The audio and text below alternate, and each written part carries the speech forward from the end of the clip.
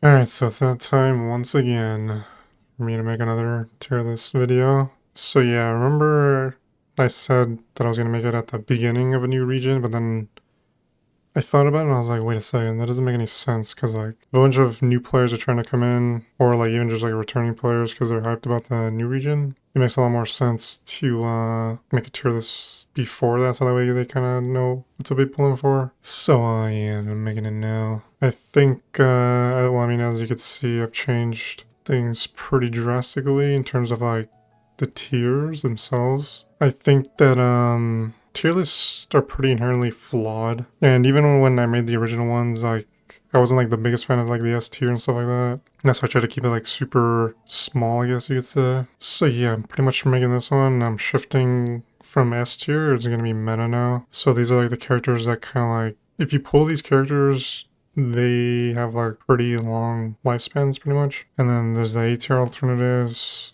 for DPS, which there aren't that many right now. Maybe I'll convince myself to move some of these guys like up, maybe. These are always like kind of like a work in progress. Even like after I go through them, then I'm still kind of like, hey, do I really want that guy there? So yeah, this is kind of like what I settle on for now though. These are A tier sub DPS or supports. And then from there I kind of just did like more general. Pretty much you want like the meta ones obviously. If you don't have the meta ones, you can go with like the alternatives. And then from there, it's kind of like progressively weaker pretty much. So like Mawika to like Arlecchino to then Hutao Gaming to then like maybe Dea kinda to then Diluc. And then yeah, I like the super niche specific ones, which are like element specific buffers, shredders, or like Chongyun Cryo normal attack infusion, or like Jianyun plunge, or like with the introduction of Stygian Onslaught, and like Amber got like a massive like uptick in use because her ult was really good for the lava boss because it cared a lot about pyro damage ticks, and her ultimate does like a lot. So she ended up getting like a lot of use. And then I put her there because I remember saying she had like a very specific thing, but I'm actually gonna move her to C tier for now because I don't actually remember like why. But I think she had like some weird like interaction with like some boss or something. And then yeah, Nilu for Bloom because she's the only like Bloom buffer that like kind of changes like the cores slightly. But yeah, if this is like all you care about, and you don't want to hear like the explanations on like anything or like why it's kind of like structured the way that it is or like anything like that, like specific character things once I get to it, yeah, you can just pause here and then just kind of go up based off this. I might switch things like I said. I'm not like super set in stone. Even like after I do this, I might end up shifting stuff because I even did that in my original tier list videos. Towards the end, I was like moving like a couple characters around, but I'm pretty content with something like this for now. So yeah, getting to why it's kind of like the way that it is. So there are currently 3 endgame modes. Okay, so first of all, this is assuming you eventually want to do endgame. If you're a new player, like a newish player, you're not really looking for tier lists unless you plan on doing endgame mode at some point in the future. Or you're just like an endgame player and you just like looking at tier lists because you want to be like, no, you're wrong about this character, then yeah, you're otherwise not really like, if you're a super casual player, you probably don't care about tier lists and you're most likely pulling for characters that you like. So this is like irrelevant for like those types of players, but this is like assuming that you actually want to do endgame at some point. Can I get that out of the way? So as of right now, there are 3 endgame game modes. There's Abyss, which is the first one. There's Imaginarium Theater that was added, and then the newest one being Stygian Onslaught, which is the newest one, currently on season 2 as of this video. So starting with Abyss, as of lately, Abyss is kind of different. At the start of 5.0, Abyss was kind of like very specific for the buffs. They were kind of like, well, first of all, back in the day, Abyss was like, it had like debuffs actually. They got rid of the debuffs. 5.0 came around. They've been doing like specific types of things where like doing this requirement kind of gives you plus 100% bonus damage or whatever. So originally it was kind of like, Night Soul, being the Night Soul Blessing state, and your characters would do plus 75% more or whatever. And then it kind of shifted to like no energy characters, so like Mawika, Skirk, and then it kind of went to kind of more general of like Pyro ultimate damage or something like that, I think it was. And then like Cryo normal attacks. So for like Skirk and Mawika pretty much. And then it went to like even more kind of like a general thing of Pyro damage and then just straight up Cryo damage, gain plus 75%. So like when it got to that point, people were pulling out like the Ganyus again, like the reverse Malganyus and stuff like that. I think if they go in that direction, more characters will be more relevant for longer. But if they continue doing like the very hyper specific type of buffs, which to sell like the new characters, don't be surprised if they do that, because I mean at the end of the day this is they're trying to make money, let's just say, so obviously they're going to try to like kind of push you a certain direction. So like don't be surprised if like the next patch it's going to be like lunar electrocharge or something like that, gain plus 75%. As long as they do that like every now and then, I think it's, in my opinion, I think it's fine. And then like the rest, it'll be like more general type of buffs. I think that's fine. As of right now, like I said, that's kind of like where they're going. So for Abyss, as of right now, I think you need just one meta team. So like say you have like Mel Weekend Mel team, Skirk Freeze team, or like just like Varessa, Arlecchino, like Vape Mill or whatever, it doesn't really matter. As long as you have like one meta team that follows the buff requirements and you can like very quickly clear one side, the second half team can be like kind of whatever. Like you'll have plenty of time to clear as long as you have like one meta team. So it's kind of forgiving, but then kind of if you're not following the buff requirements, you might struggle like a little bit more, especially if you have like suboptimal teams or like your artifacts aren't as good, or like you're running like 4-star weapons or something like that. I don't know. I want to quickly mention, or kind of quickly talk about like the whole HP inflation thing. I don't think it's as bad as people are making it seem, where it's like, whoa, look, it's like double the HP from like launch or something like that. And it's, or even not even from like launch, but from like 2 years ago or something maybe. The point, or the reason why like Abyss enemies have double HP or whatever is because one, my week exists now, which you could say like you can say like a bunch of things because of that, and like Skirk exists now, and like pretty much all like the Natlan DPS kind of exists now. So you could say like, oh well, that's kind of like the problem. The thing is though, is that people ignore like the whole 75% damage buff thing. So yeah, people are kind of like ignoring like the plus 75% damage as long as you're following like this very, well, it used to be very specific, but now it's, like I said, it's more of like a general buff requirement. As long as you follow that, you literally get plus 75% bonus damage on that thing. So like it goes from double the HP to like, you know, 25, technically 25%. So like the gap isn't like as massive as people make it look and seem. And it technically is not even 25%, because usually even if it's like a pyro damage bonus or a cryo damage bonus, your whole team isn't going to be doing pyro and cryo damage. So it'll still only buff your main DPS in those cases, but like it's, so it would be more like 25 to like maybe, I don't know, like 35%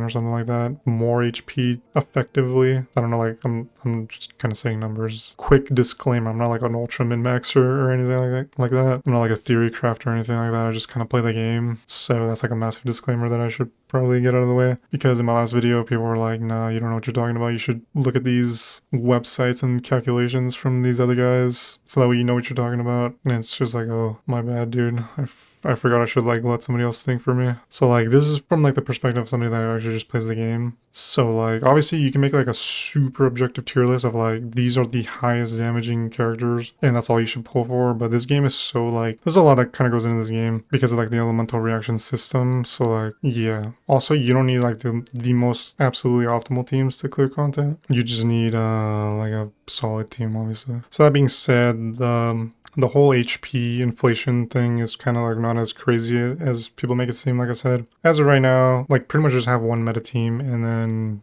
you can kind of call it a day, and then the second one can just be kind of like a mismatch of like whatever. Obviously you should still have like 2 good teams, but yeah, otherwise it's actually pretty not that bad these days. It was Overseer for like 2 or 3 patches though, which was really annoying. Dude, I was so sick and tired of seeing Overseer or Abyss. So now to Imaginarium Theater. Imaginarium Theater was the second endgame mode that was released. It changed like slightly since launch. They had like Visionary mode, which requires like 22 to 26 characters, 22 minimum, and then 26 to get like the max like buffs or whatever. Hard mode, I think you require like 16 to 20 or like 22, I think maybe. That one tests more like horizontal character and like roster investment, so like having like a lot of characters to like fulfill multiple elemental requirements. So like Yeah, that you should start with like a well, technically you could probably do Stygian Onslaught first, because that one you only need to do hard mode, which is pretty easy. You do need 3 teams for that though. But I think beating hard mode, Stygian Onslaught's probably the easiest for the primos, maybe. But yeah, you want to focus on having 2 solid teams for Abyss, 2 to 3, so that way you don't get like hard counter, like say like Nouvier. He kind of fell off. Not because his damage is like bad or anything now, but it was just like the Hydro Tulpa guy for like so many cycles of Abyss. So like, yeah, he gets hard countered by like anything that's like pure Hydro immunity. But yeah, and then Imaginarium Theater cares more about like if you have like a lot of characters. I think the character has to be like level like 6 or something minimum to like count as a character that's used. And then yeah, you're allowed to take like 4 characters from like people on your friends list or whatever. So that one requires a lot of horizontal investment. And yeah, that one is probably gonna take most people like a while to build up a bunch of characters, because yeah, you're gonna have like negative resources and stuff like that. So it's something to like do in the future though. In the meantime, just try to like push as far as you can, I guess, for some rewards. And then finally we have Stygian Onslaught, which is the newest game mode. We're currently 2 seasons in. I would say it's extremely easy to get the primals for this one. It's not that many though. I think it's like 300, right?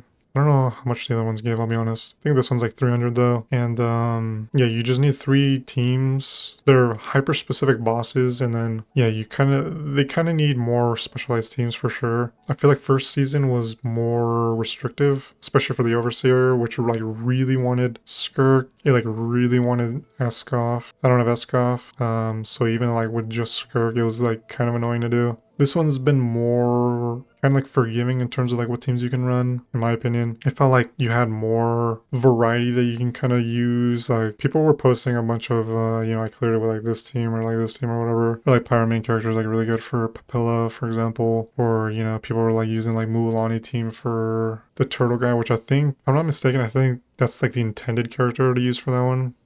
I used Skirk Freeze team for that. And then the final one is like Electro Charge focus, specifically the Lunar Charge with Anefa. So we're only 2 seasons in, but I think so far the pattern is the first 2 bosses are like, they're a lot more forgiving for what you can run, but then the third boss will kind of more so wants you to use like the very recent character, like the newly released character, which that's fine, I guess. Like I said, this one was like more forgiving because I don't have enough of, but I was still able to beat it with like Clarin Hydro Charge, or no, that's not even what it's called. It's called Electro Charged. Yeah, Clarin Electro Charge is what I beat the cactus guy with, which is funny too because I didn't know how to fight him. Like I fought the overworld version like beforehand, and then I went to Stygian Onslaught, so I was like kind of learning it too. But I felt like this time around is a lot easier. I have like the video up, anybody who cares to watch that, where I think it took me like an hour or something like that. And but yeah, I found it way easier as opposed to the last season where that one took way too long. But yeah, I feel like this time around you could use a lot more teams though, because I tried like a pretty good amount, and they could almost work if I probably like optimize things like a little bit more. But yeah, if you have like an FA, it makes it like so much easier, I would assume. But also I saw like you don't even need pure electrocharges, which was what I was trying to do. Some people were running like, or like Kino or like Hutao. So like pretty much you break the hat and then you just go like actual DPS mode. So if I were to go back and do that, that might be like something worth testing myself to see if it would actually clear like way faster. But so endgame mode's out of the way.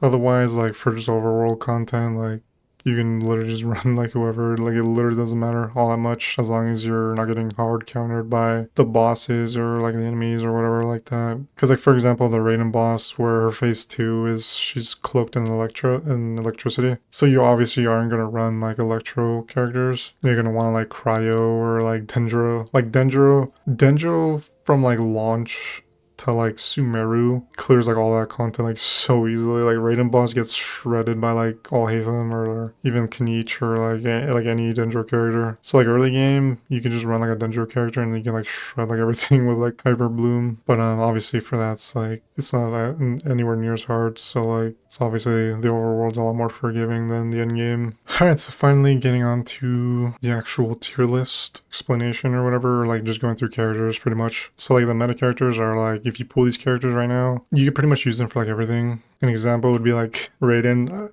I put her in S tier in my original 2 tier list videos, and it was funny because I was like, a lot of the comments were pretty much like, Raiden, why is Raiden S tier, why is Sucrose like B tier or whatever, which is funny because Raiden, since Stygian Onslaught dropped, has seen like a massive uptick because like Stygian Onslaught doesn't have, you start with 0 energy, so like Raiden became like really useful. So like, and especially like all the C2 Raidens, because Raiden's been out for like a long time and she's had a lot of reruns, so like a lot of people have her C2 and are like clearing Stygian Onslaught with like C2 Raiden like pretty easily. So it's kind of nice to have that be kind of like proven as like, I'm not just like saying that just cause, even though it's kind of like not true because, you know, they are like C2 Raidens, or like it's just people using her as a sub DPS for like the energy recharge, but it's still like kind of like nice to like see that, you know, like kind of like I was ahead of it for like a little bit or whatever. So I was like, nice to see. Sucrose, I put her nade now because yeah, there's been kind of like an uptick in like EM related activities, and since she's like she specifically buffs elemental mastery for the team, now I'll put her in A tier, but I still don't think she's anywhere near Kazuha, which is funny because in my follow-up tier list video, I said something kind of like, dude, I don't understand like why people are saying she's like Kazuha level again, because like when Kazuha launched, people were just like, wow, he's just 5-star Sucrose and stuff like that, and it took like 3 or 4 patches for people to be like, whoa, wait, Kazuha's like actually kind of crazy. He can like pseudo group and like actually kind of keep him there. He gives like crazy buffs with like his damage bonus, elemental damage bonus and stuff like that. So then people were just like, yeah, never mind, I don't like Sucrose anymore. But then fast forward to like when I made those tier list videos, she kind of was like seeing an uptick again, and people were just like, whoa, no, Kazuha sucks again. So it felt like we kind of like went like in a loop or something. It was like really weird. I think I'm settling on her for like A tier these days, for sure, because like I understand like the EM, especially with like electrocharge being like a thing now, and I'm pretty sure that scales off EM. So like yeah, I could see that, and even like some like EFA maybe, but like I don't know, I would rather not use either. I would rather still just use Kazuha. You don't need like that much, is like kind of one of those things. Kind of like why whatever her name is, I'm blanking on her name. It's kind of like her to like Bennett, towards like I would rather just like use Bennett than worry about like the weird uptime where you have to be like moving around to keep like the attack bonuses up. It's kind of like I'd rather just use like something else that's like a lot more simple and like easier, I guess you could say. So I still don't think Sucrose is like Kazuha level or anything like that, but anyways, let's get back to the topic at hand. So meta DPS, like I said, you pretty much run it like any of these guys in various teams or whatever. Yeah, you make a team and it's like a meta team. And it's like a meta team and you can pretty much just complete all content essentially. My opinion is like you build 2 or 3, maybe 4 if you're like, okay, so if you're like a free-to-play player, you should like build like 2 or 3. Especially if you're like a brand new player, you probably have like access to just like infinite amounts of primos if you're actually playing the game. You're actually clearing content, you're actually exploring the map, you're, you know, doing quests, stuff like that. You can comfortably get like 2 or 3 DPS and then just like focus on supports to build like multiple teams. My opinion is get a DPS and then get the signature weapon. I think that should be like the minimum these days. That I don't think that's like that crazy of a concept to like push, I guess, but I feel like people are gonna be like, no, you're wrong. 4 stars only, like, you don't need a 5-star. But I think minimum for like DPS, I think you should definitely get signature weapon, so that way you're not having to like constantly be recycling 4-star weapons around.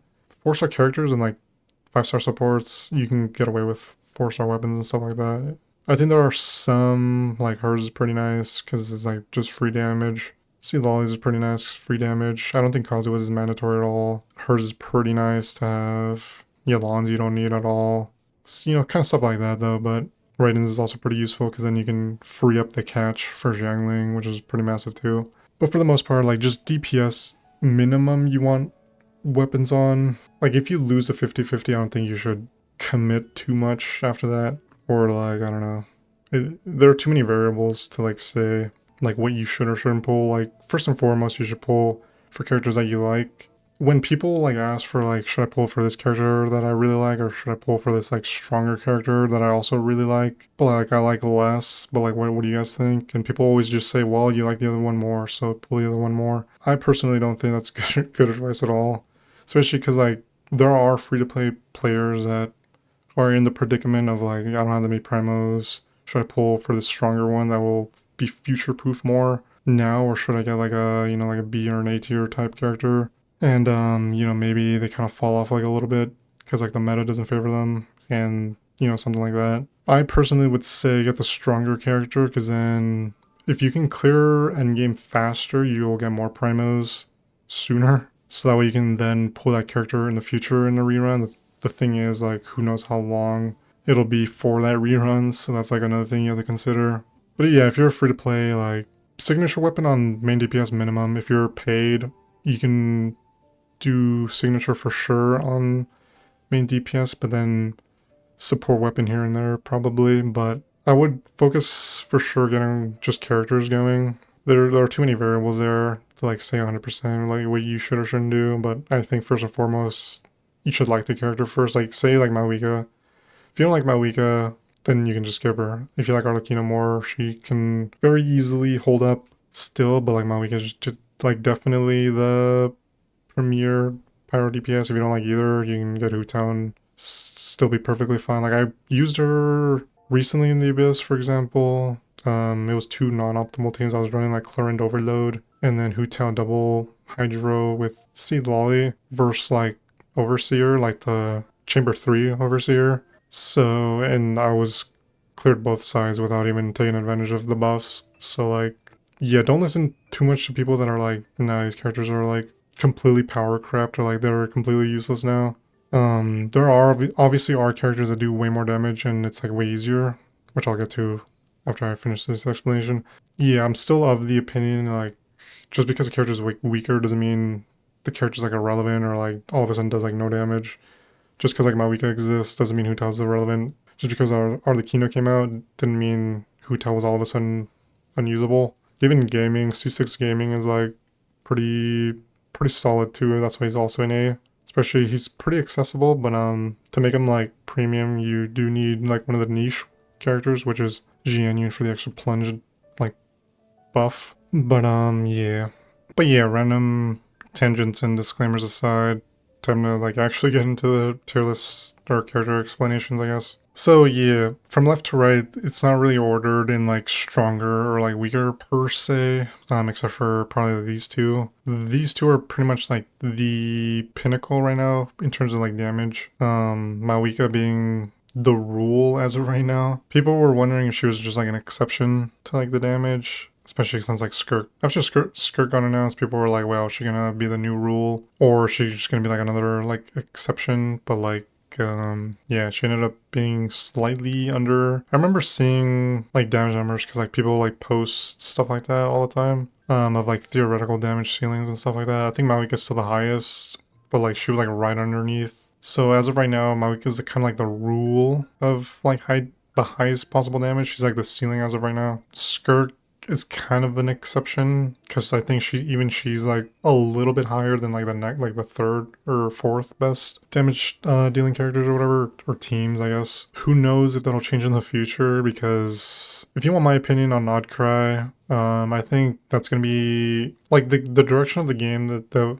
we've been going in is they're clearly trying to buff old characters by doing things like Inaffa, Escoff, who knows, maybe she might bring back Dendro, because Dendro's kind of fallen off just because like, well, Weekend Melt Team exists, so it's like stupid easy. Skirk Freeze Team exists, stupid easy. Varese is also, she's clunky, but like she also like hits like crazy hard. Nuvaye was also like a thing too. So like there were just teams that are straight up just better in terms of like damage, but also because they're like way easier to play, and like not that Hyper Bloom or anything like that is like hard to play, but like you know what I mean, it's just like a lot more low effort to just ult with her and then just hold charge attack and you're just like spinning doing like a million damage. So there's a chance that like Llama, for example, can bring back Dendro.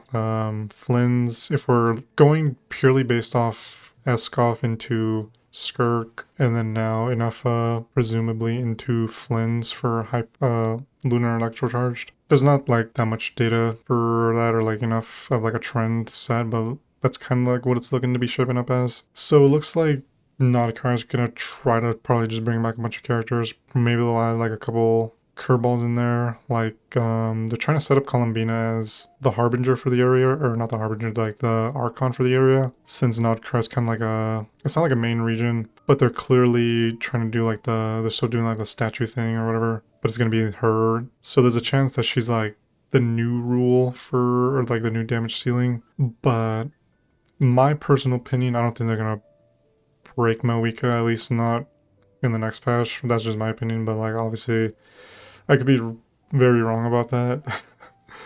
So, you know what I'm saying, but I think they're probably planning on just buffing characters. So, but yeah, going back to like Malika being the current rule, as in like the highest damage ceiling. Yeah, so she's kind of the pinnacle DPS character right now, especially her team. Her premium team is pretty expensive, but like realistically, you only need Gilonin minimum. You can forego Seed Lolly for, you know, the meantime or whatever. Say like you only have enough for 2. I said it in the original video too, where if you only have enough for 2, I would get Gilonin plus Malika first, and then pick up Silali to finish the premium team like later on. Silali is still pretty useful in like a bunch of other teams too. Same with like Gilonin.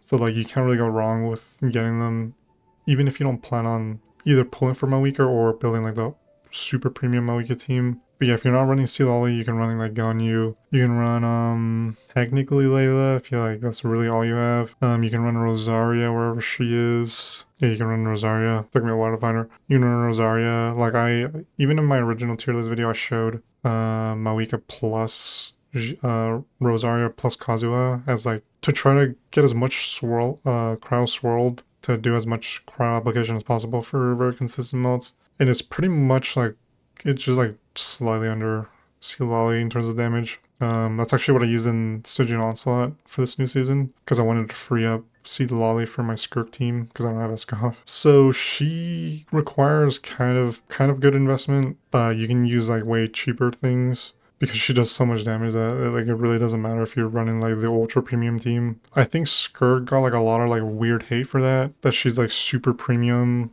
required teammates to like effectively run, but I don't think that's true at all. You realistically only need Escoff, which is just one character, which is pretty much the equivalent of like if you just do Malika plus Gilonin. The thing is, Gilonin is a lot more universal because she can debuff plus buff elemental damage on your main DPS plus like shred multi defenses, as opposed to Escoff, who is very specifically for Hydro Cryo themes. But yeah, she's like the only requirement really for Skirk. And you could say like Farina too, but like Farina is used in a lot of teams too, so it's not really like a waste to get both in that case just for Skirk, but otherwise you can just do Skirk plus like a Hydro and then just Escoff and then just like whatever flex. You can do like just double Hydro, you can do double Cryo, like it doesn't really matter as long as you have these two. My current team is Skirk, Farina, see the Lolly if she's available, like if I'm not using her on my team, and then Charlotte. But you can replace Seed Volley with like just like any cryo, like Ganyu, Rosaria, Mika technically. I think I used Mika in my last Fearless Stygian Onslaught. It was like, yeah, it was Skirt, Farina, Mika plus Charlotte, and I was able to beat Overseer that way. So she has like a lot of free to play options realistically, as long as you just get Escoff. But even without Escoff, she hits like a truck. I will say though, Escoff, my normal attack 5, which is like the final normal attack in her and Skirk's normal attack string, without Escoff hits for like around like 110 to like 117-ish thousand. With when I get access to like a trial Escoff in my Skirk team, it goes to like 150, like 155,000 damage. That's not even accounting for normal attacks 1 to 4. So if you're just on normal attack 5, I can pretty consistently get 3 normal attack 5 rotations before her infusion runs out. So just on her normal attack 5, not accounting for normal attacks 1 to 4, that's like a plus 120,000 damage in total. So yeah, having her is like a massive buff. But yeah, anyway. The rest are kind of just like you kind of can pick and choose. Me personally, I wouldn't actually ever play Mulanni or Varesa because I find them both extremely clunky. They're pretty restricted in terms of like teams, in my opinion, as opposed to like the other ones where you have like a lot of flex options. Which I mean, you could say like, yeah, they have flex options too, but like they have like very specific teams you want to run them on. And yeah, they're both like extremely clunky, which in my opinion matters like a lot if like a character is like clunky or like fluid to play. I find them both very clunky to play, so that like kind of brings them down in my opinion, which is kind of like why I recommended like Clarin more over Veressa, because like you don't need like I remember I think somebody said she's like top 3 team damage or something like that. You don't need like you don't need like the top end teams to like clear content, because even for Stygian Onslaught she's not really, I don't think I saw that much use from her for Stygian Onslaught. So like she does like a lot of single target damage, but like clearly she's not being used as much, or at least from what I've seen. I could be completely wrong on that, but people were using for specific teams, let's just say. And Veressa, I was seeing a lot less of, considering how high her damage is. And then yeah, Claren's there because she's really good in Overload, and you can kind of use her in like a bunch of like flex scenarios. Like I use her in Electrocharge for this last one. I do have a C2 one though, but I think even a C0 would be able to clear if you have like really clean rotations. So I think you can't really go wrong with Claren either. Her damage is still pretty good. But yeah, maybe like a lower end. And you might be wondering why I have all high, and I'll get to that when I get to it. Duvalier, yeah, he never really fell off. It's just there were enemies that were Hydro immune for like a little bit, so like he kind of saw like a drop off in usage. But then in this most recent Stygian Onslaught, he actually got an uptick again for the Electrocharged Cactus boss. So yeah, he's also still extremely like free to play friendly in terms of like teams, in terms of how you build them. So he's like so easy and so simple to build, so you can't really go wrong with him.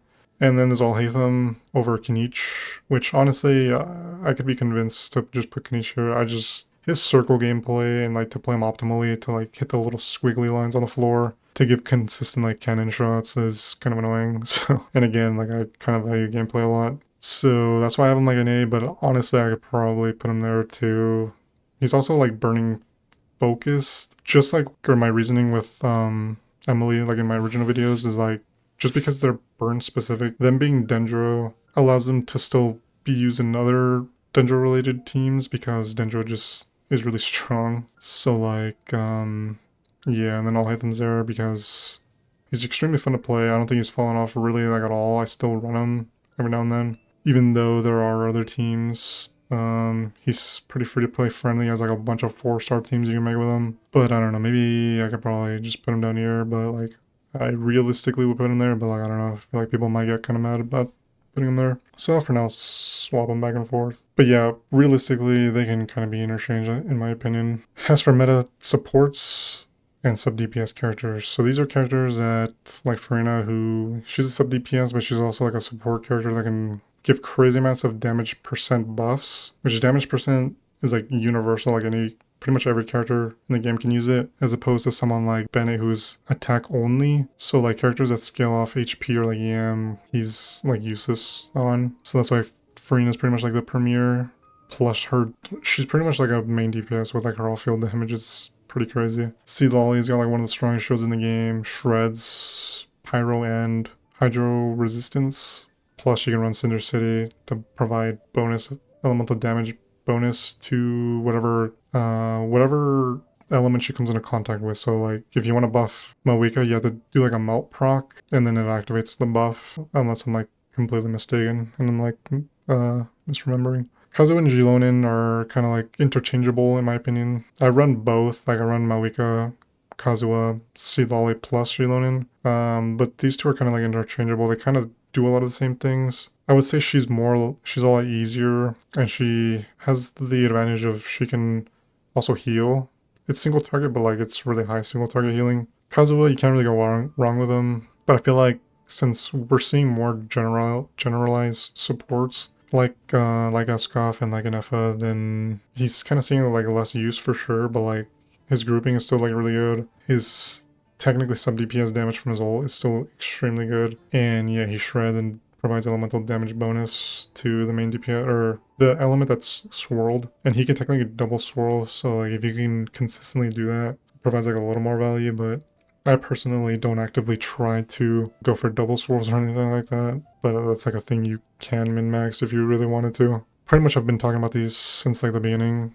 They're both like just very good in like the specific niches that they are in, which is electrocharged, lunar electrocharged specifically, and she's only going to get better presumably once Flynn gets added, because most likely he's going to be lunar electrocharge focus, and since she's like the current buffer for that, yeah, her value can only go up instead of like down. She's presumably like, in this is just like me guessing, off like the only other example, which is Eskov into Skirk, where she's coming out, the support's coming out first, and then the main damage that it's supposed to be for that character. So it's like you can play around with her in like other electrocharge teams, just like how before Skirk came out, Eskov, like people were running her with like Ganyu freeze, or like Ryle Thesley freeze, like Ayaka freeze. But then once Skirk came out, then everybody like kind of jumped ship for like the actual like intended character. With her being in the game now, like I feel like these three technically get more value, but she's still super clunky to play. He's still kind of like to play.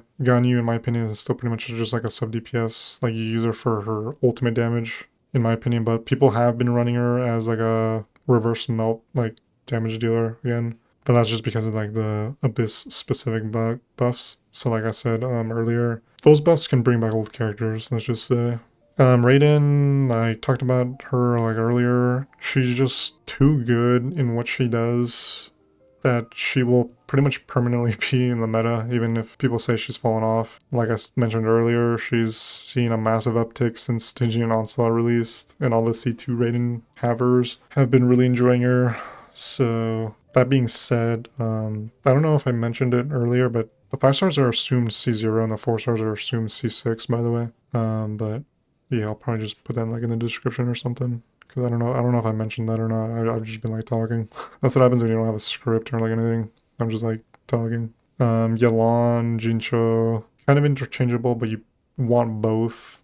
They both provide like a lot. Jincho provides a lot of utility in terms of like damage negation, stagger resistance. He does a lot of hydro application. His damage is pretty significantly lower, but I'm not gonna say like so much lower than Yelan. I think my Yelan does like 3,000 to 4,000 more per like individual like hit, so like it kind of adds up over time. Yelan's just purely damage focused, and she can kind of group with her skill. You also want to run him with like sacrificial, so he can like funnel a bunch of energy to the team too, which is pretty nice. She can kind of do that. You run her with Favonia's bow usually, and she can also kind of funnel a pretty good amount of orbs, but it's not like anywhere near as good as his.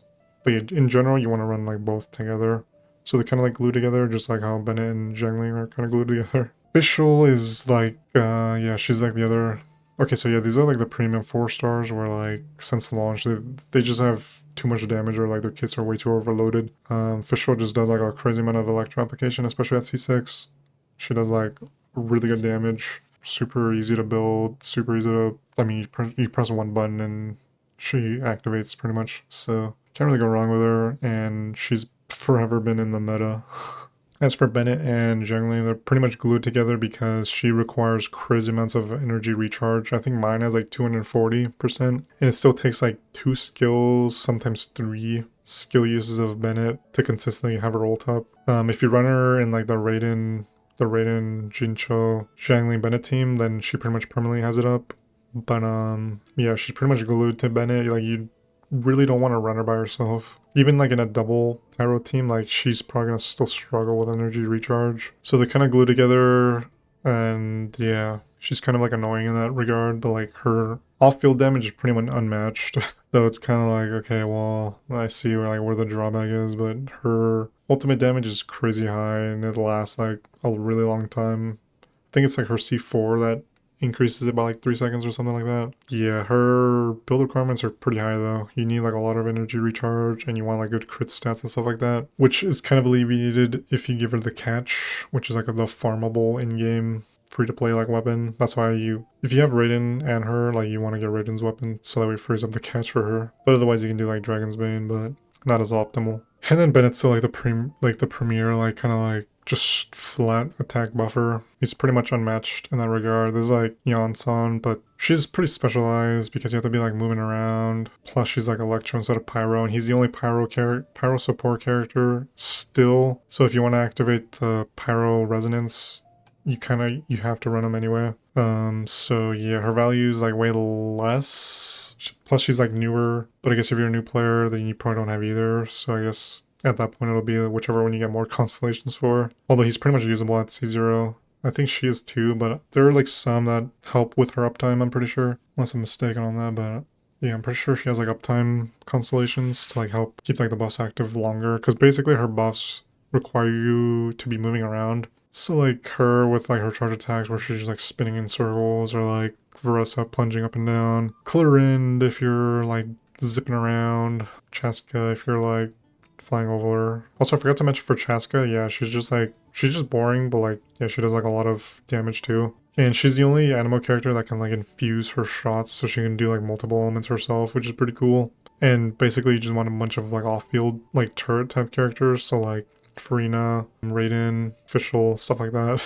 Just, yeah, as a quick disclaimer for that. As for the rest are kind of just like, they are alternatives. I don't want to make this video super long because my other two tier lists, I have like, my first tier list video is like 10 hours long.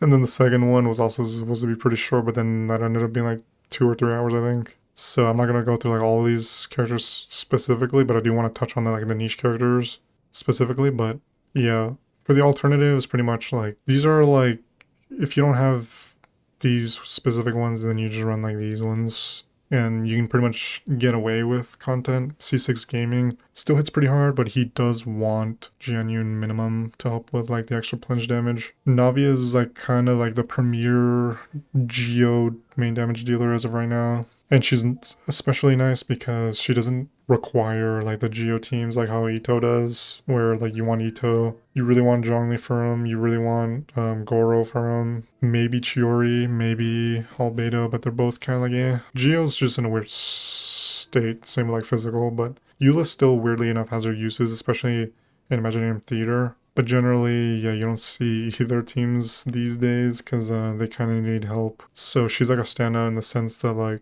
she doesn't scale off defense, she scales off attack. So she benefits from like Farina, Bennett, especially because you want to run her in like a multi-reaction team to make like crystallized cores or whatever they're called, shards.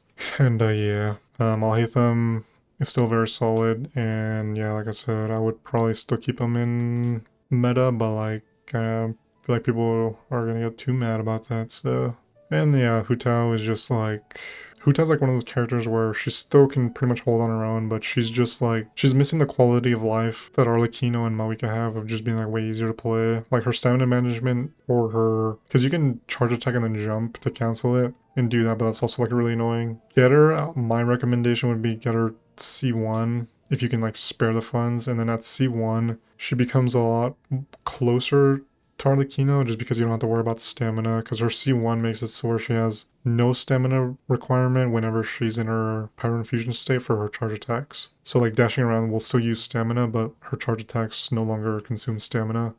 So you can like spam them more, which gives you more damage in the window, and then you can still like dodge around and stuff like that. So you can like still dodge cancel to get like the max amount of charge attacks and then still have stamina after pretty much. That would be my recommendation though. I still have mine at C0, and then like I said earlier, I was clearing Abyss with her at C0 still, so, but I would definitely recommend like C1 just for the quality of life, but I don't think it's mandatory. As for A-tier supports, yeah, it's pretty much the ones that you would probably expect, like Nahida. Even at launch, I never understood Nahida's value all that much when you could just run like anything else. She's still alright, but like, I feel like she's definitely, even since the launch, she was kind of like one of those ones where her value will not be there over time. But like I said, maybe Llama changes that, who knows. Miko is like, if you want like a step up in terms of just pure damage from Fischl, Miko is the solution. Plus, I actually like running Miko more than Fischl just because her totems last 3 seconds longer. So like, in a lot of rotations, like the uptime's nicer, so her damage is consistently higher than Fischl's, but I mean, yeah, she's kind of a 5-star, so you would hope for that, just like Yelan is to Jincho. It's pretty much like kind of like the same concept. Her totems do take like a little more time to set up because you have to like individually put all 3 down. Her ult's pretty satisfying too though, and it also hits pretty hard. I think mine hits for like 32 to 35,000 per tick, so it's like kind of like a nice little nuke at the end of rotations. But yeah, I mean, you could just have official C6 and call it a day. But I mean, yeah, getting a C6 4-star is a lot harder than just like a C0 5-star, which I mentioned that in my last video too. In terms of like value, like sometimes it's just easier to pull like a 5-star at C0 and just call it a day instead of trying to get like a C6 4-star, because that's like a lot more RNG. And then, you know, there was always like people like, oh, I was trying to get a Yansan C6, and you know, I just did like 100 something pulls and got 2 of the 5-stars instead, and then you know, I'm sitting on like a C3 Yansan. So it's kind of like one of those situations. Emily, I've had crazy value ever since pulling Emily, as all I will say. I use her a lot more often than I probably even than I thought.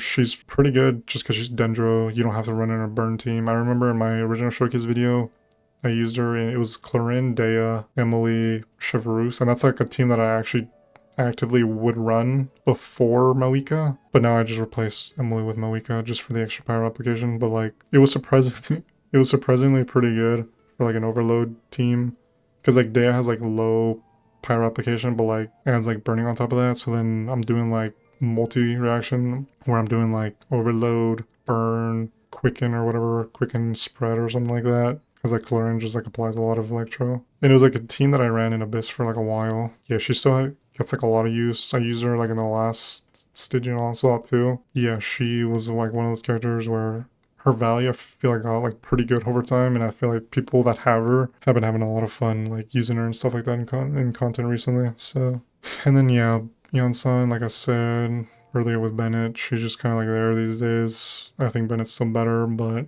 she's like an option for an attack buffer. So like that's why she's like an A-tier alternative. Like if you don't have him for whatever reason, or you don't want to use him for whatever reason, she's there. And then Ganyu, as opposed to like, I don't know, like see Lolly in a Mawika melt team, but she might have energy recharge problems. But as of right now, she's generally better as like a sub DPS for her ult. That's what I was running with my Skirk for like a while, but then I started running Seed Lolly, but you know, kind of just depend. As for B tier, I could be convinced of like moving some of these up to A, but as of right now, I find all of them to be kind of mediocre these days. I actually do still use Dea in my overload teams. Yeah, I find her stagger resistance to actually have a lot of value. And yeah, she only gets better with more constellations, and since she's a standard banner character, that's pretty realistic over time. But yeah, as of right now, she's kind of like a sub DPS pyro player plus stagger resistance plus damage, not mitigation, but she like absorbs the damage herself. So she's like pretty good for like tanking content. As for like everybody else, they're kind of just like in random like, they're kind of like in weird spots. Like Ayaga kind of got to come back with Eska, but she's still like super awkward, like how she was originally. Her charge attacks still feel weird. They're like super delayed. Her normal attacks don't really feel that good either. Her ultimate, you still have to hope that it doesn't miss. So it's like, yes, Skarga's just better. Rao Thesli, he never really had a place really either. So he's kind of like in the same spot as like Kayaka, but they're not like bad. Like they're pretty usable with Askov now, but like yeah, you only use them because you like those characters or because you don't have Skirk. So Animo main DPS characters are kind of in a weird spot too, just because yeah, I don't know, they're kind of just like whatever. They were kind of whatever then, and they're kind of like whatever now. Characters like Jianyun kind of like brought back Zhao, but it's still kind of like not really enough these days. Linny, I could be convinced of like A tier. I think his like playstyle is just too weird compared to like all the other characters. So like it's not really satisfying. And it's pretty awkward to like play, I don't know. Child, he's in a weird spot because his raw damage is really low. He does pure reaction damage. And I said it in my last Stygian Onslaught video where if I had an Nepha, I think him plus an Nepha plus like, I don't know, like Raiden plus like whoever else could be like a pretty good team. His Hydro application is like really high. So if you can do like a bunch of electro charge reactions with like Fischl, for example, Fischl plus like an Nepha, I feel like that kind of an electro charge team could kind of bring him back. But otherwise, yeah, he's otherwise just like a vape type character, but like, yeah, Mawika kind of exists now, so like you would rather just do like melt, or even at that point just do like Hutan vape, especially since he does like a reverse vape. I think I always get these confused, like forward melt and like reverse melt, where I think for like melt, for example, if you want the highest multiplier, I think you're supposed to do cryo first and then pyro. That's why like Ganyu does like a reverse melt where the Xiangling applies pyro constantly, and then she does like a super slow charge attack shot. So yeah, you still want him in like a vape team though, because he does pure like reaction damage. His like raw damage itself is like pretty low. Yeah, I briefly talked about Ito. He's just Geo's in a weird spot. Venti is still pretty good, but like content where you need to like actually lock down enemies in a tornado isn't really as relevant outside of like Imaginarium Theater. So his value is pretty low. Tainari, he's pretty good purely because he's Dendro, but like, yeah, I mean, Alhaitham exists. Kenichi exists now. Even Emily's, I would rather just like have Emily on my team instead of him. Kuki is pretty solid still for Hyper Bloom. She's like the Hyper Bloomer. It's just that Hyper Bloom is kind of like in a weird spot right now. It's not really used, but like it's not really bad. So she's still pretty solid. Same with like Maiju, he's pretty much like in the same spot. Zhongli, they're just better shielders. Like Kirara's shield is pretty strong wherever she is. Lanyon's shield's pretty strong. Seed Lolly's is pretty much like as strong. But he's obviously still like the tank character.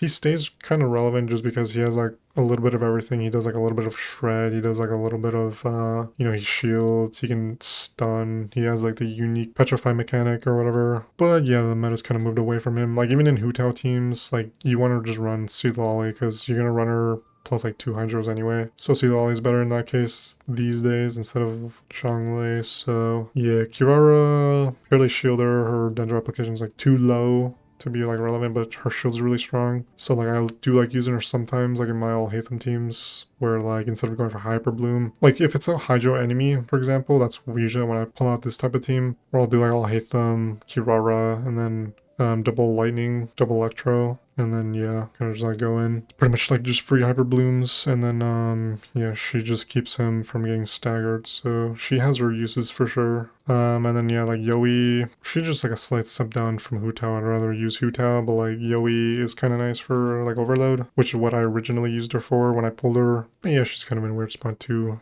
Jean and Barbara both are pretty good actually. They just are very specific. Barbara is pretty good just because she can hold Thrilling Tales and like give an attack buff. You can use her in like a Farina team, same with like Jean. They're kind of like universal, I guess. I'm actually gonna put Charus up.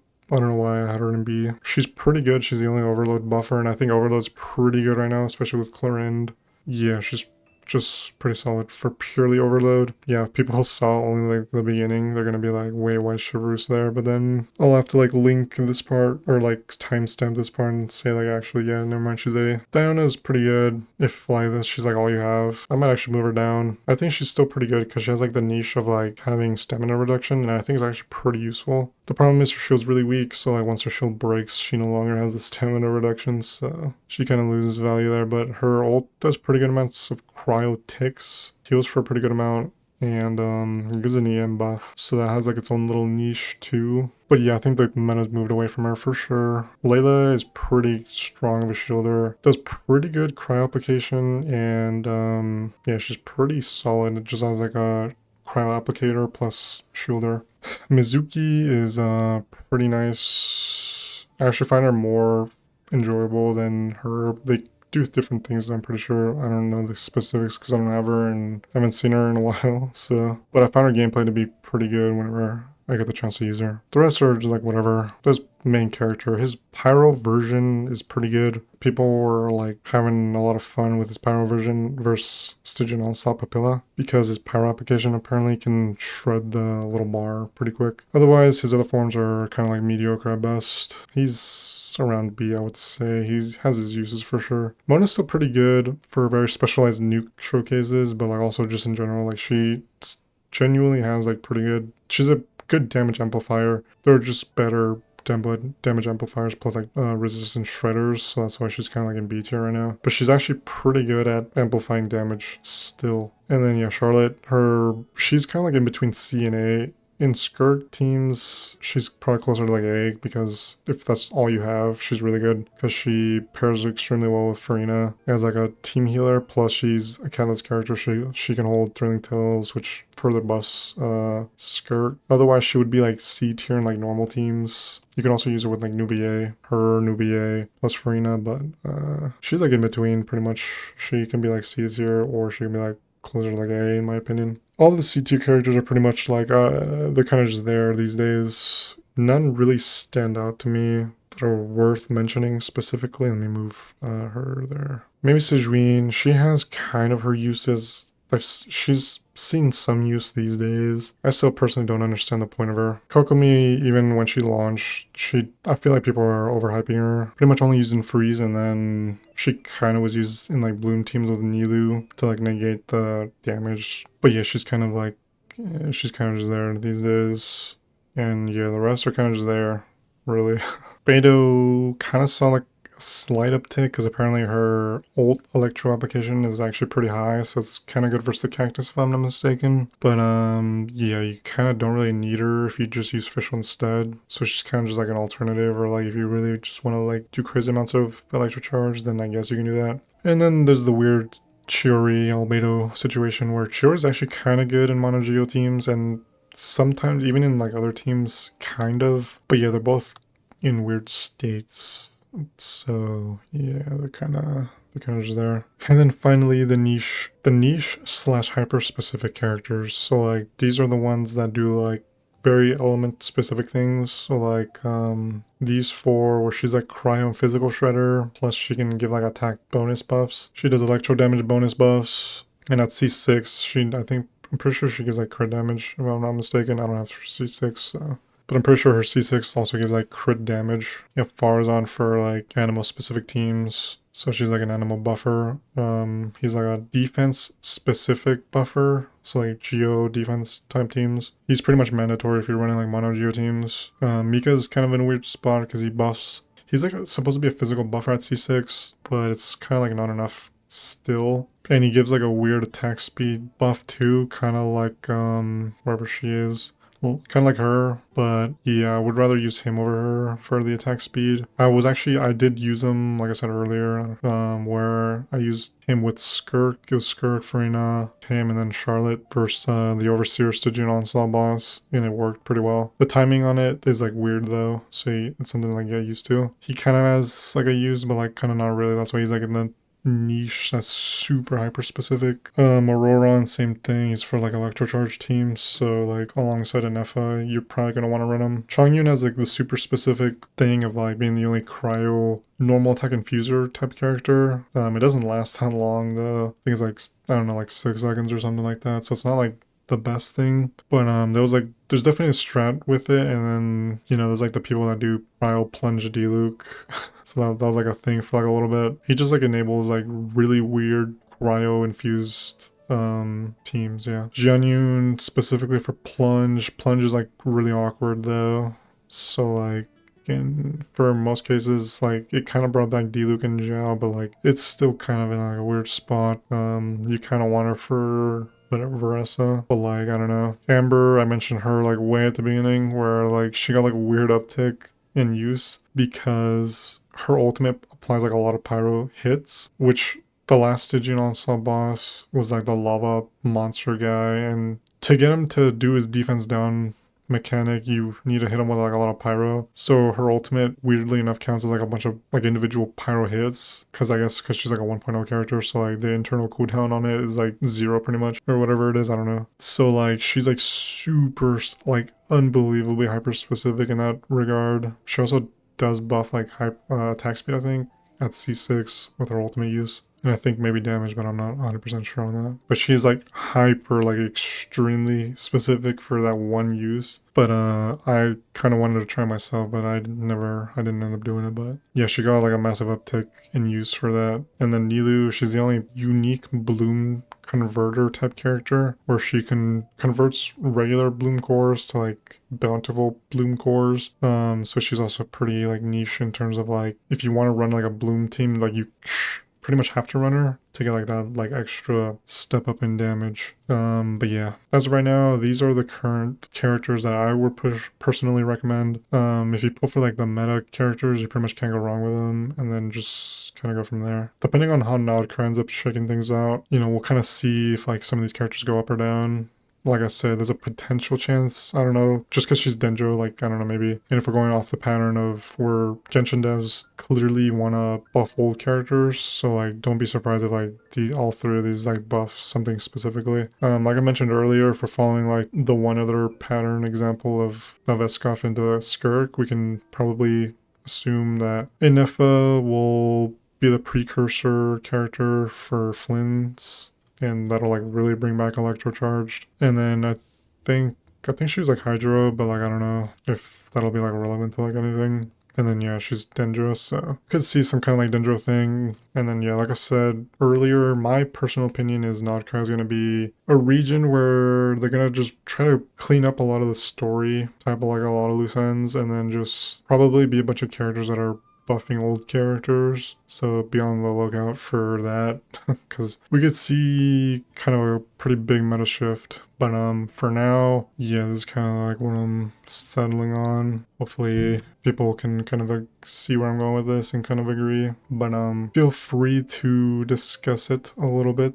And, you know, we'll kind of go from there. Alright, so after quote-unquote editing the first part of this video, I decided to do this kind of like follow-up part. This is like the actual finalized tier list part. I ended up moving Ganyu to B tier because I had her an A for sub DPS, but I don't know, I think content has just been favoring her a lot more lately. Like cryo-focused stuff. But I think more so she's like around B, so I ended up just moving her there. I think she's better as like a sub DPS, but people have been using her more so as main DPS, but yeah, I think she's more so around B. So it's like the actual finalized tier list, and then I didn't want to do a bunch of disclaimers, but I'm gonna just do that anyway. Because I kept referencing to just rewatch my other videos, but I feel like, yeah, I'd rather just put it all in one video. So this will be kind of like the summary slash bonus info slash disclaimer part of the video. The first thing I want to say is like tier lists are kind of like people kind of hate tier lists because everybody kind of has their own opinion on stuff like that. And I mentioned it like multiple times throughout the video where you can make an objective tier list based off pure like just damage. These are like the highest damaging characters, either the highest damaging teams. But at the end of the day, this is still a game, so it's like you kind of want to like have fun and like enjoy the characters and stuff like that. So I think that's still like not the perfect way to do it, but that would be like the most objectively correct one, obviously. And this is still kind of following that, like obviously these are still like some of the highest damaging characters, but like, you know, I'm trying to like put focus that you can use other characters, which is why specifically I say alternatives instead of like, you know, C tier bad or anything like that. I try to avoid like saying characters are like actually just straight up bad. They're just less desirable to use, but you can still technically use them and stuff like that. Another reason why tier lists are kind of like inherently bad, which I mentioned at the beginning too, but I didn't go too into depth because again, I didn't want to do a bunch of disclaimers, but I'm doing that anyway, is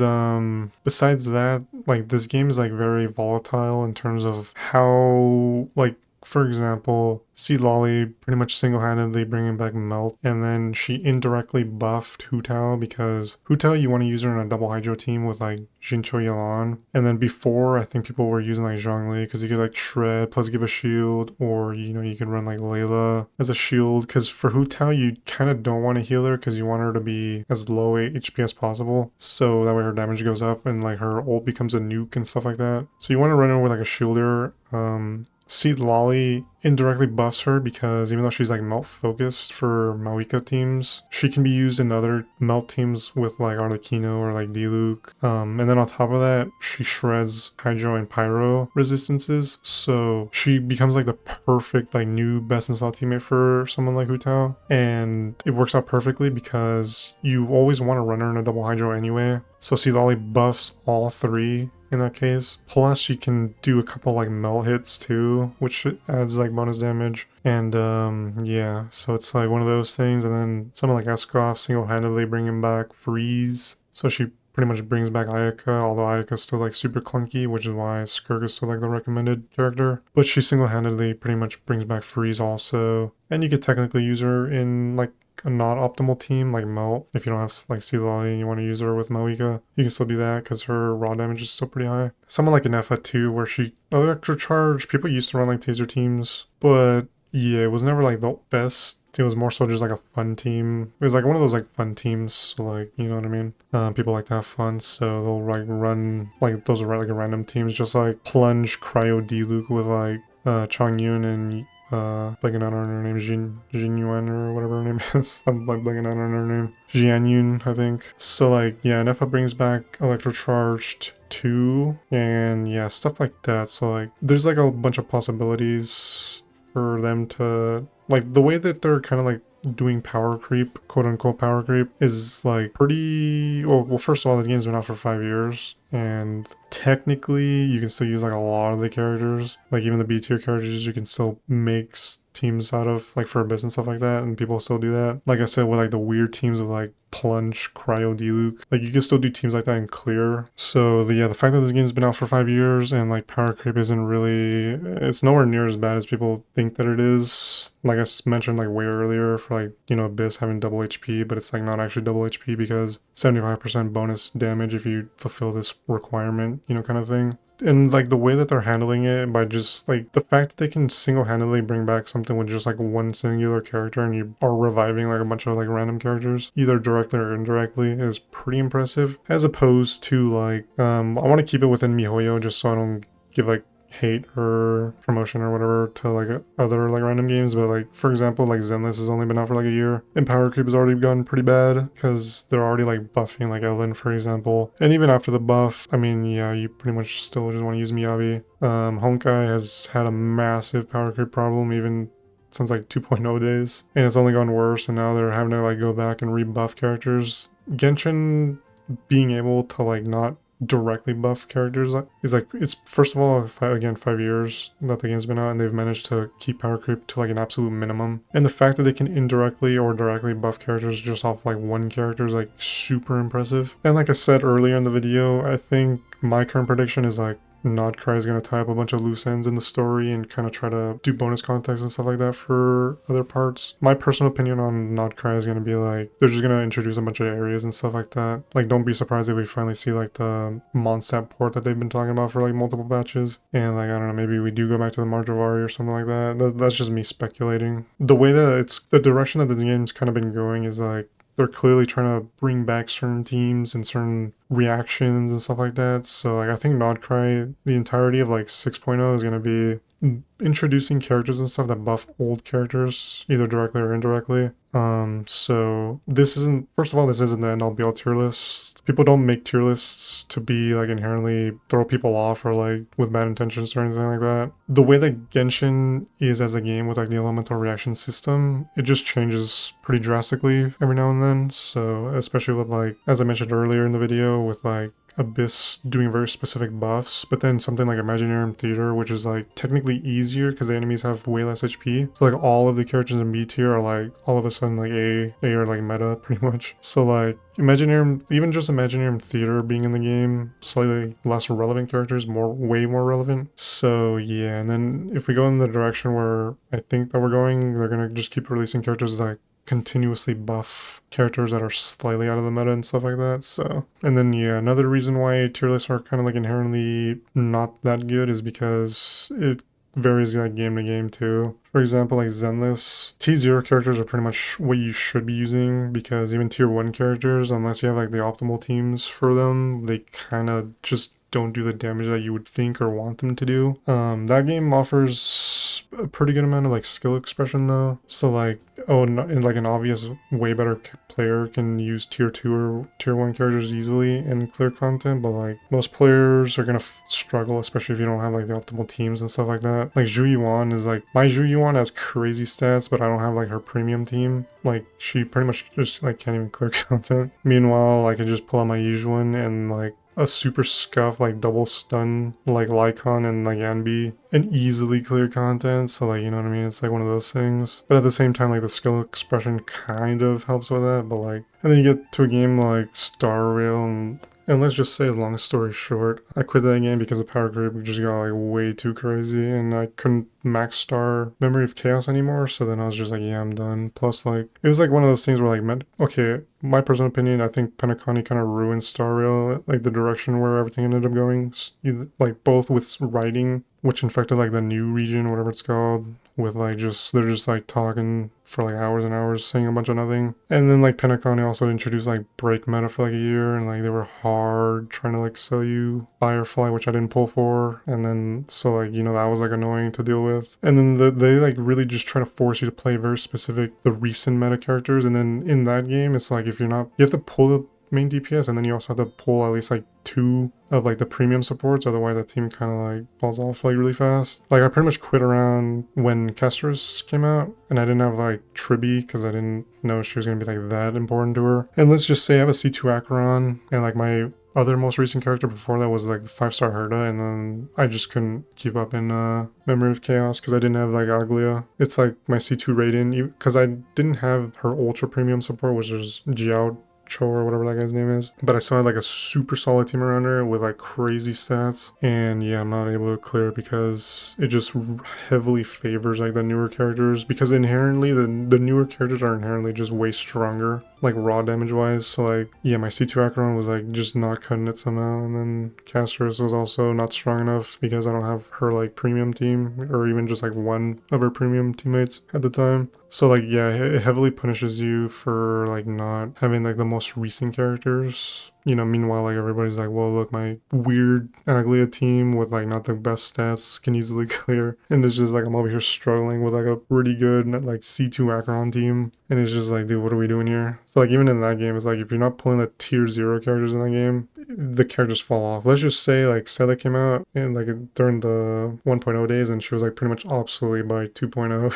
And then like Jingli was like a menace for like a while, and then just like she also does like negative damage. And then like characters like Fei Shou or whatever her name is, and then like Acheron too, and it's just like, dude, there's no way these guys get power crab. These guys are like pretty crazy. And then it's just like, yeah, these guys are kind of obsolete too, to the point where like they're just scrambling to try to buff a bunch of characters. I think I recently saw that they buff like Starwolf, and now she does like AoE debuff or whatever, but that game is just, power creep in that game got crazy. And then you get to like a game like Honkai Impact, and like that's premier power creep. If you know Honkai Impact, like that game straight up like your characters are like obsolete within like 2 or 3 patches. I don't know how it is these days because I dropped it like a month after part 2 came out, so I don't know how bad it is these days, but like back in the day, man, power creep was like crazy in that game. And then that game, like you have to pull the character, you have to pull the teammates, and if you don't pull like the signatures, you're like losing like half your damage borderline. I think I'm pretty sure it was for Hersher of Flame Scion or whatever. Her signature like straight up is like 60% damage loss if you don't have it or something like that. I think it was her anyway. So like yeah, anyway, random tangent aside, I was bringing that up pretty much just so like we have it really good in overall in Genshin, let's just say, and the elemental reaction system just really does allow for you to like kind of pick and choose characters, even if it's not like optimal. You have like a lot more variety, and you're not like super forced to do certain things and stuff like that. But obviously like the more meta ones are definitely still going to be the better ones. But people are, like I said, people are clearing content with like Plunge, Cryo, Diluc and stuff like that. So I also did want to mention that yeah, I obviously didn't go like super into depth with every single character's kit or anything like that. I would say to go back and rewatch my original tier list video that's like 10 hours long, where I did do kit, like every single character pretty much kit breakdown, and then like some gameplay with like a team, even if it's not like super optimal, but it's like one of those things where it's just like me showing a team. Either that, or I mean there's like hundreds, like for every character there's like hundreds of videos where like guides and stuff like that. You can also check out Kuching Mains, which is like the go-to for most people. Hashtag not sponsored, by the way. Kuching Mains, you could use either YouTube or Kuching Mains. It's kind of like, do you prefer somebody like explain to you and see like actual gameplay and stuff like that, or do you just want to see like, you know, at a glance type of thing? So you could just use either. But yeah, I just play the game, but though I do think those are like good resources, especially if it's like a character like Mizuki, for example. I don't have her, but I plan on getting her. So I do quickly check just so I can see what I should be pre-farming. So I do think resources like that are useful. I just personally don't use them because like the game is pretty simple as it is anyway. Especially these days where characters have like one very specific artifact set that's pretty much tailor-made for that character. But in terms of like older characters where it's just like, wait, what? I'm pretty sure she just wants like 4-piece Viridescent or something like that. But you know, sometimes I'll go back and just see it just like super quick so I know what to be pre-farming and stuff like that. The reason I say that is because I'm pretty sure 6.0 they're gonna have a 5-star selector thing, and I plan on getting Mizuki because I find her gameplay like really fun. That being said, yeah, there's like a bunch of other things, like for example, this tier list, like I could be convinced of like moving certain characters up or down, even like now since I've been like looking at it. Like Linny, I could probably put to A, Youe I could probably put to A, these two I could probably put to like A. Mizuki, maybe I could be convinced to just move her down to C or whatever, but this game's like super, like, it's pretty easy to just be convinced of like up or down in terms of like things like that, because yeah, this game's like there's like a bunch of teams you can do and stuff like that, so. Malika, you can run her with like Rosaria, for example. And even though she's like B tier, like this is still like a super good team. Skirk, like I said, I beat Overseer Fearless with, it was just Skirk, Farina, and then it was Charlotte, Mika. And he's like in the niche. She's like B. She's realistically, like I said during the original video, or like early in the video, where in a Skirk team she's like A tier, especially with if you're running on Thrilling Tales and stuff like that. Like she can buff Skirk pretty well, but she's otherwise like C tier, so that's why I put her like in B tier, because like she could be, she's more like a niche character, so I could probably just put her there too, but I don't know, I'll just put her B. She's also using like a new VA team, like I said, but yeah, you can make like premium teams even with like the lower alternatives, is what I'm trying to say, which again is like, there's like a lot of flexibility you can do in this game. And as I've mentioned, yeah, everybody's account's gonna be slightly different and stuff like that, so at the end of the day, it's going to be up to you whether you want to pull certain characters or not, whether you're free to play or not. There's like a bunch of like, there are like way too many variables as to like, to try to 100% say that you should pull for this character or not pull this character. It'll depend on like, especially even on like how much time you spend per day playing. Like say if you're a new player but you don't play that much, you'll have less primos available on hand. So like you'll really want to be careful who you pull for, and then my recommendation of like at least main character, or not main character, main DPS signature at minimum, like even that becomes like questionable if you're not playing that often and you're free to play, so because then you'll have like way less primos than somebody who consistently plays and is doing the dailies and stuff like that. There are way too many like variables to help people to commit to certain things and stuff like that, so it all just depends. That's why these, I just try to use these as like a general, kind of like a little guide, just to kind of help you pick and choose a direction pretty much as to like where you want to go with your account. Like I said, I find tier lists to be useful like as a, at a glance of what I should be looking out for the most part, and what I should be spending my resources on. So yeah, as a quick summary for the endgame modes, Abyss, again, you want to have at least one meta team usually, and then your other team can be a little more budget, I guess you could say. And you can, for the most part, max star it. Imaginarium Theater allows for you to use literally everybody, and that's what it's for. It cares more about horizontal investments, so that one's going to take a while because one, you'll need a bunch of characters, and then two, you'll need to, you know, build up those characters to use. So for like Imaginarium Theater, like C and B are like very viable and stuff like that, because the enemies are inherently weaker, like nowhere near as HP heavy as Stygian or Abyss, for example. And then Stygian Onslaught cares more about vertical investment, as in constellations. You want to have like pretty much near perfect stats. You want to have premium teams if you plan on doing Fearless or higher. If you care just purely for the primos, all you need to do is hard mode. So you can do way cheaper teams because hard mode is pretty easy to beat. So I plan on making like a tips video probably next for like any of the players coming into the game for 6.0. Things like going through like what I recommend buying from the shop and stuff like that, and whether or not Battle Pass could be worth it. What to do kind of like day to day for like your dailies and stuff like that. So if you have any ideas or like anything, any suggestions that I should include for that, feel free to, you know, comment or like ask, like, can you do something for this or whatever. As for this video, again, I can be convinced of moving things up and down, so I'll probably do like a pinned comment of like, if I think a character should be up instead. I probably won't do like a follow video, but I'll just do like a pinned comment or whatever, saying like, you know, update, this character is more closer to like A or whatever, or like, yeah, this character should be more to like C or whatever. Again, I'm all for like discussion or whatever, because definitely a work in progress. And yeah, like I said, I'm not like super set in stone for like a lot of these. Like I could be easily convinced of like moving stuff up and down, and you know, it helps newer players too, for the most part. If you have any questions about like characters and like what you recommend or what you want me to recommend for you, feel free to do that too. I'll try to like answer any questions or help you kind of steer you like in the direction if you're kind of like lost or whatever. Hopefully you found this video helpful in some way, or you know, you were able to take something away at least. And yeah, see you if I end up doing my tips video, then you know, maybe I'll see you then. If not, I'll see you in whatever the next endgame video that I end up doing. I think the next one's gonna be Abyss.